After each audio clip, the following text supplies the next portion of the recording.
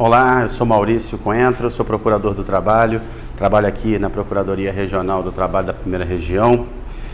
Estamos aqui mais essa edição do programa Papo Legal e vamos falar um pouco de um tema muito importante, que é a organização do Ministério Público do Trabalho. O candidato precisa ter noção de como funciona, como se organiza o Ministério Público do Trabalho. Claro, nas primeiras etapas do concurso, o candidato vai estar sempre preso à lei complementar, à Constituição, mas durante todas as suas fases, o candidato precisa demonstrar que conhece como se organiza o Ministério Público do Trabalho. Então, conhecer as suas coordenadorias, conhecer a estrutura de organização do primeiro e segundo grau. Então, basicamente, nós temos procuradorias regionais do trabalho em todas as regiões, onde tem Tribunal Regional do Trabalho. Há um espelho do Tribunal Regional do Trabalho com a Procuradoria Regional do Trabalho. Algumas procuradorias do município, chamadas Procuradorias do Trabalho do município, como aqui no Rio de Janeiro temos Niterói, Volta Redonda, Cabo Frio, que atuam sempre no primeiro grau. As procuradorias regionais do trabalho, situadas nas sedes dos estados, têm sua composição dividida em duas áreas de atuação. A atividade de atuação de primeiro grau e de segundo grau. Se organiza para atuar nas varas do trabalho, a divisão de primeiro grau, e nos tribunais regionais, turmas do Tribunal Regional do Trabalho, a divisão de segundo grau. É importante o candidato ter em mente ali na hora de estudar e compreender a organização, que há a divisão em primeiro grau e segundo grau de jurisdição, na atuação primeiro e segundo grau, e em ambas as jurisdições, a gente tem a atuação por órgão agente e órgão interveniente. Então não se pode confundir a divisão do primeiro grau e segundo grau com agente interveniente. Por exemplo, vamos pegar a Procuradoria Regional do Trabalho da primeira região, assim como na segunda região, São Paulo, onde você tem a Procuradoria, a divisão de primeiro grau. Na divisão de primeiro grau existe a atuação por órgão agente, onde se entra com a ação civil pública, recebe os inquéritos, as denúncias, firma-se termos de ajustamento de conduta, as audiências, toda a parte investigativa, tudo aquilo que vai terminar numa ação civil pública ou num termo de ajustamento de conduta, ou, claro, se não houver ilicitude, num devido arquivamento. Mas também tem a parte de intervenção. O Ministério Público do Trabalho, por exemplo, atua, como todos sabem, quando há menor, sem representação, até mesmo com advogados, nas varas do trabalho.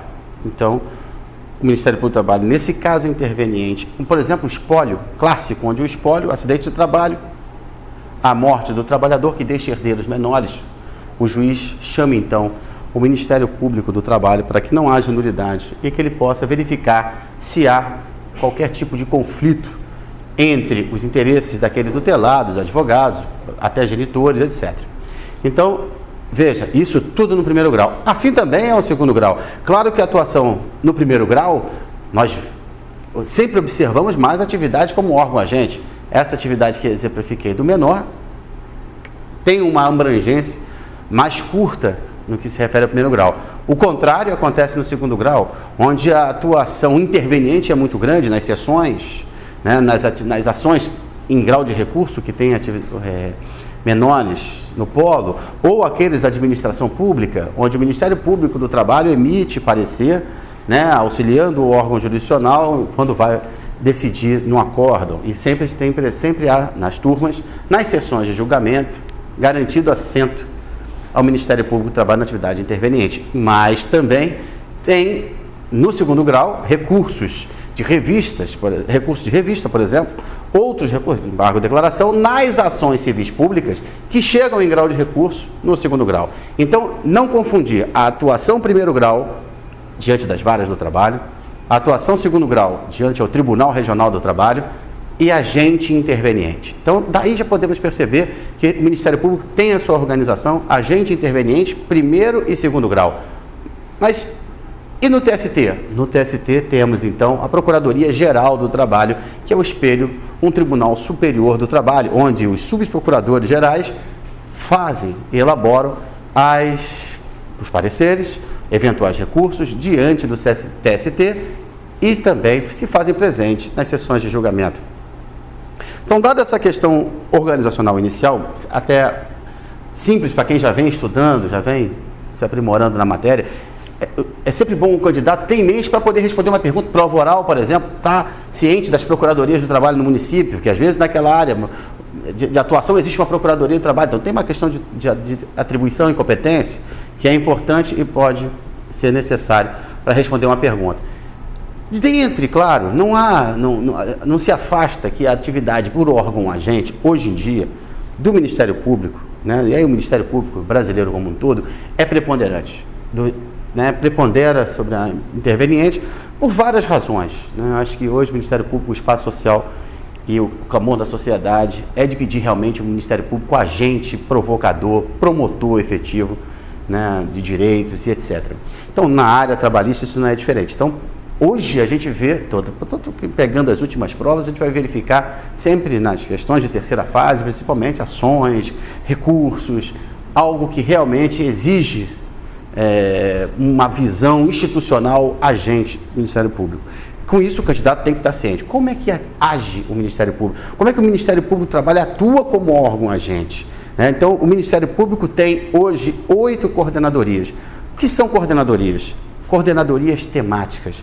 São coordenadorias que abordam temas sensíveis do direito do trabalho para o Ministério Público do Trabalho. Realmente essas coordenadorias, é uma crítica que se faz e o candidato pode vir a ser questionado sobre isso ou de repente até citar aqui mostrando que conhece, que as coordenadorias não têm não há previsão legal.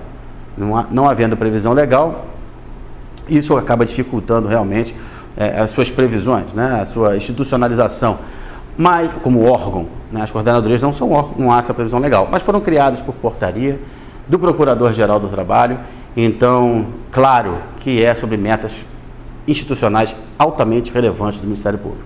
Quais seriam elas? Eu vou começar sem uma ordem de grandeza entre elas, independentemente do que se venha a se discutir, né, mas são 8 e todas elas importantes. Temos a CONAP, que é a Coordenadoria de Direito Público, aquela que trabalha com as pessoas jurídicas de direito público, com a administração pública em geral, com as fraudes na administração pública e com as questões relativas a meio ambiente de trabalho na administração pública, sabendo que a competência é da Justiça do Trabalho. Então, essa coordenadoria abraça esses temas. Temos a Coordenadoria de Trabalho Escravo, essa, claro, sensível, né, a órgãos da OIT, e do Ministério do Trabalho também, uma atuação brilhante que vem fazendo todas as coordenações nas fiscalizações, no resgate, no trabalho conjunto com a Polícia Federal. Então, sempre um trabalho degradante, onde se caracteriza aquele análogo ao trabalho escravo. Independente, claro, não cabe aqui nesse breve tempo falar sobre os temas, os conceitos do que seria o trabalho escravo. Mas sabe que, havendo trabalho escravo, existe uma coordenadoria espelhada para isso, que é a CONAET, que é a Coordenadoria Nacional de Combate ao Trabalho, a erradicação do trabalho escravo. Temos a CODEMAT. A CODEMAT hoje, que é a Coordenadoria de Meio Ambiente do Trabalho, talvez seja a maior de todas. É onde temos o maior número de infrações e a maior legitimidade do Ministério Público do Trabalho. Ciente que o meio ambiente inclui o meio ambiente do trabalho e, claro, tem a sua relevância constitucional e deve ser tutelada, porque ela garante a vida do trabalhador. Ela consegue proteger a sua dignidade e a sua própria vida, garantindo o trabalho mais digno e um trabalho saudável, um trabalho confortável, onde o trabalhador pode ali desempenhar suas atividades, claro, ser remunerado, cumprir suas tarefas, mas está sempre protegido contra qualquer tipo de ação químico, físico e biológico. Então, a CODEMAT realmente é altamente relevante para o Ministério Público do Trabalho. Temos a Coordenadoria Nacional do Trabalho Portuário e Aquaviário, muito especializada, importante, porque o Procurador-Geral é proveniente dessa coordenação, um profundo conhecedor da matéria portuária e aquaviária. Então, já disse algumas oportunidades que ele conhece a prática, conhece a lei, a doutrina, que não é extensa no trabalho portuário e aquaviário.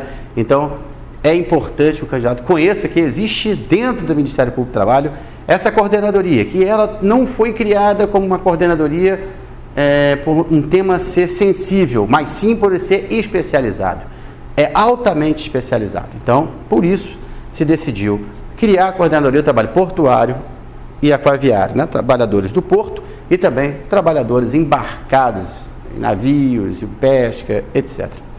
Né? Temos também a Coordenadoria da Liberdade Sindical, que trabalha com o direito sindical como um todo, fraudes aos bens do sindicato, aquela questão conhecida das contribuições associativas, possível ou não, se pode cobrar do associado, daquele que não é associado. Então, é importante saber que existe dentro do Ministério Público uma coordenadoria tão somente criada para essa finalidade.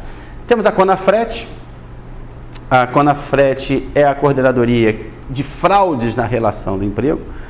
Sempre que se verifica fraudes em larga escala, como, por exemplo, a utilização de cooperativas do trabalho, as pseudo-cooperativas, aquelas cooperativas fraudulentas, né? Então, houve uma atuação muito importante da CONAFRET, nessa atuação das cooperativas, acabando com as fraudes, tanto é que houve realmente um esvaziamento dessas cooperativas fraudulentas. Também importante a atuação da CONAFRET e agora com essa questão envolvendo o aplicativo Uber, saber se o Uber é ou não, né, vínculo de emprego, fraude ao vínculo de emprego.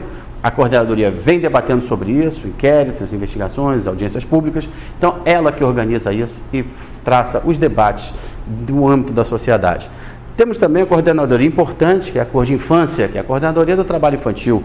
Claro, aí talvez seja o ponto mais sensível de todos, né? Uma das primeiras coordenadorias criadas dentro do Ministério Público do Trabalho, que aborda toda a forma de exploração de crianças no trabalho, sendo o trabalho ilícito, aqueles trabalhos não recomendados, então a questão do estágio, a aprendizagem, então toda aquela gama da infância e da proteção, né, do princípio da proteção integral da criança é abordada por essa coordenadoria. Então, importantíssimo conhecer e saber que existe uma coordenadoria específica para o combate das irregularidades envolvendo o trabalho de crianças e adolescentes.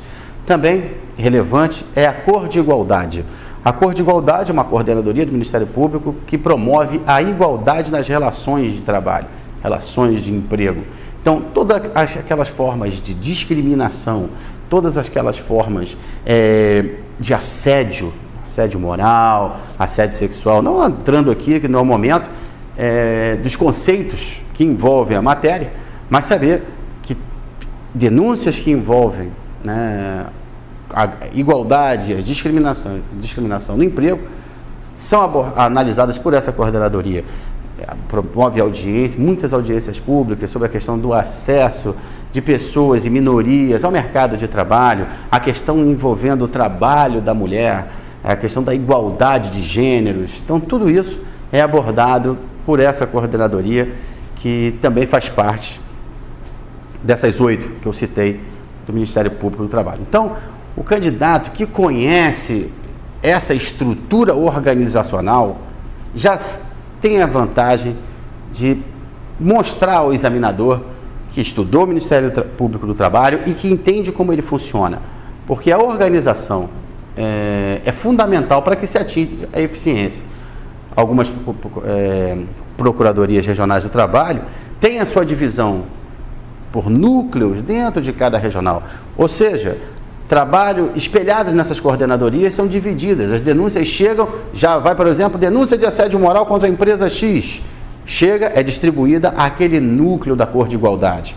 Denúncia sobre trabalho portuário e aquaviário no Porto do Rio de Janeiro, o órgão gestor de mão de obra, chega, é distribuído ao procurador que trabalha no núcleo do trabalho portuário e aquaviário. Trabalho infantil numa fazenda, trabalho infantil, vai distribuído então para um núcleo do trabalho infantil dentro da Procuradoria.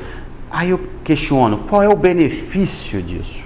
O benefício é transformar o procurador em um técnico, um especialista naquela matéria. Sabemos que o direito do trabalho já é especializado, mas essas 8 áreas de atuação dentro do Ministério Público do Trabalho merecem sim uma especialização de atuação, de envolvimento, de entender como nesse nosso Brasil gigantesco funciona essas 8 áreas de atuação, para poder então ter uma organização, uma eficiência na hora de solucionar um inquérito, entrar com uma ação civil pública, né, e abraçar todas as questões. Então, peço que o candidato organize seu estudo para poder, até na forma, quando for estudar, pensar nas coordenadorias. Pegou um tema sobre trabalho infantil, não existe uma coordenadoria para isso. De repente, vai no site do Ministério Público do Trabalho, pega aquelas orientações, o que decidiu aquela coordenadoria, orienta. Trabalho portuário, foi dar o estudo de trabalho portuário para o procurador-geral, conhece trabalho portuário, vou estudar trabalho portuário, pega lá,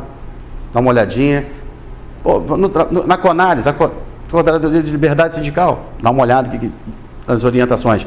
Então você consegue dividir e se a gente conseguir olhar, vai ver que realmente as grandes questões das provas é envolvendo essas 8 áreas. Claro, é óbvio, é a maior parte e tal, mas são os pontos mais sensíveis. Então acho que o candidato pode realmente organizar o seu estudo com base nessas 8 áreas de atuação do Ministério Público do Trabalho. Com isso, eu espero ter esclarecido essa breve conversa sobre o Ministério Público do Trabalho, sua organização, órgão-agente, órgão interveniente. E lembrando que tanto no órgão-agente quanto no órgão interveniente, essas 8 áreas de atuação se fazem presente, atuando nos tribunais e também nas varas do trabalho. Obrigado.